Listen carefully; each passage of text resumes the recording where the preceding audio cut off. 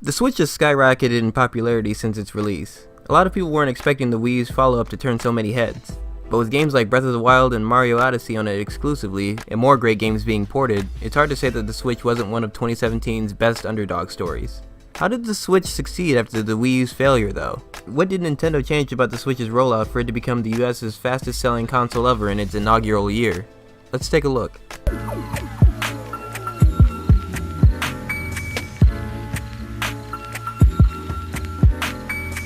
Like with any product, you have to market it properly, and the Switch gained a lot of attention with its reveal.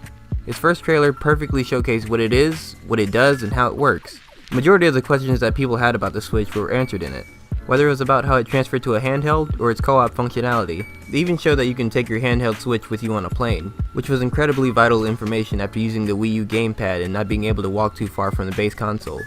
While the Wii U's first reveal did showcase that you can play your games on the gamepad itself, it never told you which games you can play using just the gamepad, nor did it tell you that you still needed the base console to use the gamepad.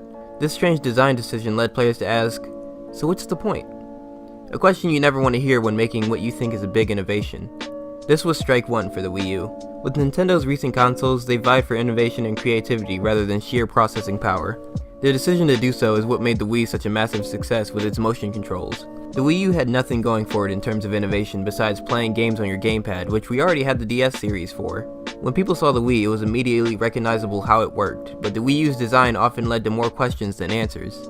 Nintendo took all of these questions into account when making the Switch. Why can't we leave the room with the gamepad turned into being able to fly around the world with the Switch's gamepad? The first thing I hear when a port is announced on the Switch is, insert game here, on a plane. Where are all the games turned into a stellar year of releases for the Switch, with a few even winning awards. This was strike two for the Wii U. Speaking of games, the Switch has been killing it. The Switch's initial lineup looked pretty scarce at first, but after release it's had a very well-paced stream of games releasing for it. Breath of the Wild is already being regarded as one of the best games ever made, and Mario Odyssey is right along with it. Even though that's amazing in itself, they also released Splatoon 2, which is doing great, along with many ports on the way for those that want to play Dark Souls or Hyrule Warriors on a plane. While normally a lot of people talk down on ports, the Switch's added function of being able to play them on the go has really helped welcome them.